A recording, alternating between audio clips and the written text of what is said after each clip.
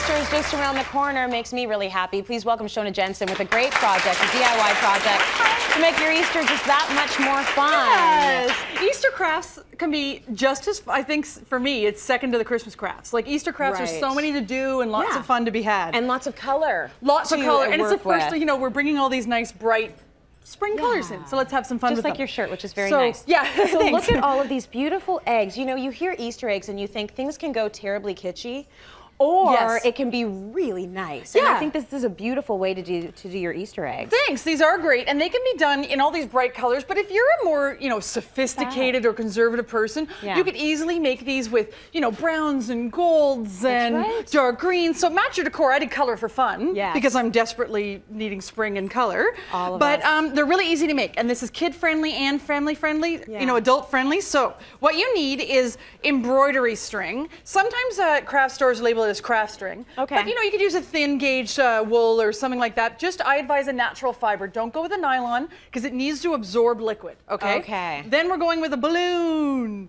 And this, I brought two because this is a 9-inch balloon, which is fairly standard size for balloons. This itty bitty little guy is a water balloon. That's a water balloon? Yep, it's actually packaged. That's what you want, is the little ones. It's actually packaged as water balloons. You get them in the toy section. This is what you want because they blow up egg size, nice and small. If you want to make big ones, you can use a big balloon, no problem. So then we've got our craft string, and what you want to do is you want to take them out of the packaging and take all the knots out of it. Because once you get started in this, if you get a knot, you're done. You're in trouble. And then I recommend coiling the string like this in the bowl that has the liquid in it, because then that way it'll avoid the knotting. And what liquid do you have in there? And the liquid is so easy. So for this, you could use liquid starch mixed with flour. Hard to find nowadays. You could also use, well, a whole bunch of different things. But I use the tried and true old-fashioned way. My mom's been using it my whole life, sugar water. And it's like equal parts, 1 cup of sugar with 1 cup of water, non-toxic, cheap, love it, head to toe, it works amazing. So we've put the string into the sugar water and we soaked it for a little bit because you want it to be nice. Now, this is messy and sticky, And all do you have a cloth or anything? I do. Do you need a little cloth? plaid one right down here. I'll be your assistant. And I will I don't recommend you get all sticky. Wipe your hands if you need it. So you just take the string. This is how easy it is, And all you're doing is at your random, wrap it around. And with your fingers, you're not only just leading the string, you're also kind of wiping off the excess sugar water. Because if you put it on too soaking wet, it will take about 45 weeks to dry.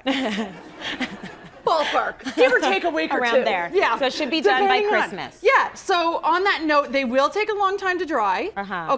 And like, I mean, a solid 24 hours. If you pop it too early, before it's completely dry, it'll ruin. It'll completely shrink. And you've done this work for nothing. Dry. And where are you, like, can you just lay it down to dry, or is it going to stick to the surface? Lay it down. I used little clips and hung them, and then the bottom of the eggs took longer to dry because all the liquid went to the bottom. And I lost a few of them. So I say just put them on a cookie sheet and a piece of wax paper or something so they don't roll around. And then you can give them a toss every now and then. The ending is so easy, you just push your finger because it's going to stick. It's going to stay. It doesn't matter where it ends. And then you just lay it out to dry. And then when it is completely dry, again, I really can't stress this enough. If you do it too early, when you pop the balloon, because that's how you get it out, the whole thread, if it's even the slightest bit damp, will shrink up with the balloon. And there goes all that work.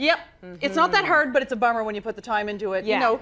So pop the balloon, it will shrink. The little cage, for lack of a better word, your egg will be set, and they're nice and firm. Cute. And then look at the nest as well. Just for fun, like put them in bowls or put them in trays or whatever. This, all I did was shred a couple of lunch bags, paper lunch bags, put them through my shredder. And I mixed up equal parts white craft glue and water. Stir it up, soak all the paper in it, and I put it over top of a bowl that had plastic wrap on it, and then let it dry as well. Even longer dry time. I say 48 hours for that. It's very damp. And then I have to say, Brenda in the audience came up to me really quick and gave me a great idea. She puts things in the balloon first. She did this for a baby shower, I think she said. I like where this is going. I know, Brenda, you're so smart. She put things in the balloons, then blew up the balloon, put it in here. When it popped, the balloon comes out because it's popped, and the little candy or toy or doohickey or whatever it is was left inside. Candy, chocolate. Chocolate was left inside. So I just thought that was a cute idea I wanted to share. So that was Brenda's idea from the audience. Very nice. Yeah. Give Shoana a big hand. And Brenda. Yeah. Good for you guys. That's great.